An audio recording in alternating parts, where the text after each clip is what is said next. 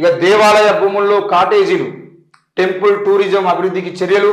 ఉప ముఖ్యమంత్రి బట్టి విక్రమార్క దేవాలయ సందర్శకులకు సౌకర్యాలు కల్పించడంలో భాగంగా ఆలయ భూముల్లో కాటేజీలు నిర్మించి టెంపుల్ టూరిజాన్ని అభివృద్ధి చేయాలని ఉప ముఖ్యమంత్రి మల్లు బట్టి విక్రమార్క అన్నారు. డాక్టర్ బిఆర్ అంబేద్కర్ సచివాలయంలో ఆయన అధ్యక్షతన దేవాదాయ, పర్యావరణం, అటవీ శాఖల బడ్జెట్ అంచనాల ముందస్తు సమీక్ష సమావేశం జరిగింది.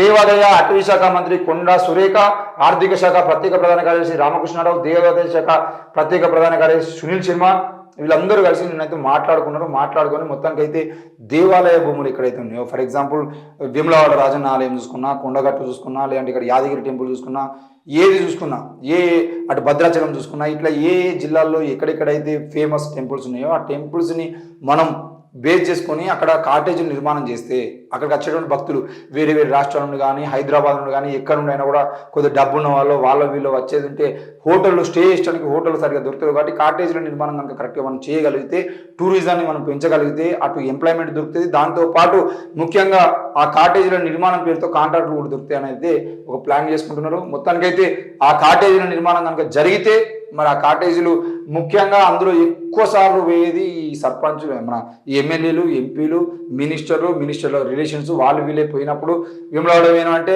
పలానా మినిస్టర్ వాళ్ళ కుటుంబ సభ్యులు వస్తున్నారు, కాటేజ్ బుక్ చేయండి. వీళ్ళకి సేఫ్టీ ఉంటుంది తప్ప సాధారణ ప్రజలకు ఎలాంటి ఉపయోగం ఉండదు. ఇప్పుడు కొండగట్టులో ఒక బస్సు ప్రమాదం జరిగింది. కొండగట్టులో బస్సు ప్రమాదం జరిగినప్పుడు దాదాపు 50-60 మంది చచ్చిపోతే వాళ్ళకి పరిహారం అందించడానికి ఇప్పటికీ ఏ ప్రభుత్వానికి చేతులెత్తలేదు. వాళ్ళు సామాన్య ప్రజలు, సాధారణ ప్రజలు, వాళ్ళ కనీసం నష్టపరిహారం, వాళ్ళ ప్రాణాలు పోయేదంటే వాళ్ళకి బీజేపీ అందియాలి లేకపోతే హిందుత్వవాదులు అందియాలని లేదు కదా. సాధారణ పౌరులు చచ్చిపోయినప్పుడు కనీసం ప్రభుత్వం వాళ్ళకు చర్యలు తీసుకొని ₹1-2 కాదు, వాళ్ళకి ప్రాణాలు. ఈరోజు కుటుంబంలో ఇద్దరు భార్యాభర్తలు ఇద్దరు చచ్చిపోతే 2 బిడ్డలు అనాథలు అయితే ఆ అనాథ పిల్లల్ని ప్రభుత్వం ఆదరించాల్సిన అవసరం ఉంది. అట్లాంటివి చేయాలి. కానీ అక్కడ కాటేజీ నిర్మాణం జరిగితే కాటేజీలలో సాధారణ ప్రజలు ఎవరు ఈరోజు ఒక ఆటో మాట్లాడుకొని పోయిగా దర్శనం చేసుకున్నా ఇంటికి వస్తున్నారు తప్ప కాటేజీలో ఉండాలని ఆలోచన లేదు. ఆ టెంపుల్స్ని అభివృద్ధి చేయండి, రోడ్లను వెడల్పు చేయండి, వీలుండేదంటే అక్కడ సౌకర్యాలను పెంచండి. ఈరోజు కొండగట్టు లాంటి ఆలయానికో లేదంటే ఏంటిది విమలవాడ రాజన్న ఆలయానికో పోతే మంచినీళ్ళు తాగడానికి కూడా మంచినీళ్ళు కొనుక్కోవాల్సిన పరిస్థితిని ఉచిత మంచినీటి సౌకర్యాన్ని అందించండి. అక్కడ ఉన్న గుండాలలో మంచినీరు అంటే నీరు శుభ్రమైన నీరుని ఇచ్చేటువంటి ప్రయత్నం చేయండి. అక్కడ లక్షల, వందలలో, వేలల్లో ఉన్నటువంటి ఆవులు ఈరోజు గోమాత అని చెప్పేసి అందరు మొక్కుతూ ఉంటారు. కానీ నిజానికి అన్ని గోశాల తీసుకుపోతే వెనకాల గోశాలలో పశుగ్రాసం లేకపోవడం వల్ల, గుర్తుపెట్టుకునే విషయాన్ని నేను చెప్తున్నాను. ఇంతకుముందు చాలాసార్లు అన్ని ఛానల్లో వచ్చింది. వందల గోవులు చచ్చిపోవడానికి ప్రధాన కారణం ఆ ఎండాకాలంలో ఎండకు లేదంటే పశుగ్రాసం అందక ఈరోజు 100 ఆవులు చనిపోతూ ఉన్నాయి. మూగ జీవాలను కాపాడేటువంటి ప్రయత్నం చేయండి. మళ్ళీ గీమాతల గురించి చెప్పట్లేదు మేము ఇక్కడ క్లియర్గా. అక్కడ అట్లాంటి సౌకర్యాలను కల్పించడానికి ప్రయత్నం చేయాలి. తప్పకుండా ప్రజలకు సంబంధించిన విషయంలో, ప్రజాపాలనకు సంబంధించిన విషయంలో మనం ముందుకు పోవాలని చెప్పేసి మేము కోరుతా ఉన్నాం.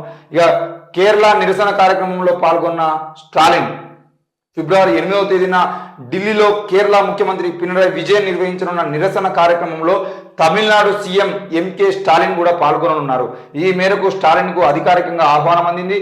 కేరళ న్యాయశాఖ మంత్రి పి రాజీవ్ చెన్నైలో స్టాలిన్తో సమావేశమై విజయన్ తరఫున ఆహ్వానాన్ని అందజేశారు. ఈ సందర్భంగా కేంద్ర ప్రభుత్వానికి వ్యతిరేకంగా సుప్రీంకోర్టులో కేరళ దాఖలు చేసిన పిటిషన్ గురించి స్టాలిన్కు మంత్రి రాజీవ్ వివరించారు. కేంద్రం విధించిన ఆర్థిక ఆంక్షలను వ్యతిరేకించాల్సిన అవసరాన్ని స్టాలిన్ సమర్థించినట్లు అధికారిక ప్రకటనలో మంత్రి వెల్లడించారు. మొత్తానికైతే ఈ నెల అంటే ఫిబ్రవరి 8వ తేదీన పినరయి విజయన్ ఢిల్లీలో ఎక్కడ జంతర్ మంతర్ వద్ద అయితే ధర్నా చేస్తా అన్నటువంటి నిరసన చేస్తా అని చెప్పేసి మాట్లాడుతున్నాడు. దానికి సంబంధించిన విషయంలో ఆయనకు మద్దతుగా మరి తమిళనాడు ముఖ్యమంత్రి స్టాలిన్ కూడా పాల్గొన్న అవకాశాన్ని, మరి ఆయనతో పాటు స్టాలిన్తో పాటు ఎక్కడెక్కడైతే కాంగ్రెస్ ప్రభుత్వం అధికారంలో ఉందో మిగతా పార్టీలు అధికారంలో వాళ్ళకు కూడా ఆహ్వానం అందుతాయా, మరి ఆ ముఖ్యమంత్రులు కూడా పాల్గొంటారా? అటు ఢిల్లీ ముఖ్యమంత్రి కానీ, ఇటు తెలంగాణ ముఖ్యమంత్రి కానీ, లేదంటే కర్ణాటక ముఖ్యమంత్రి కానీ, ఇట్లాంటి ఆ బీజేపీ ఇతర పాలనలో ఉన్నటువంటి రాష్ట్రాలు ఏవైతే ఉన్నాయో ఆ రాష్ట్రాల ముఖ్యమంత్రులను కూడా వాళ్ళు ఆహ్వానించే అవకాశం ఉంటుందా అనేది కూడా ఇంకా కొలిక్కిరానటువంటి అంశం. మొత్తానికైతే పినరయి విజయానికి మద్దతుగా మాత్రం తప్పకుండా కేరళ ముఖ్యమంత్రి, మన తమిళనాడు ముఖ్యమంత్రి కూడా ఆ నిరసన కార్యక్రమంలో పాల్గొంటారు అనేది కన్ఫర్మ్ అయింది.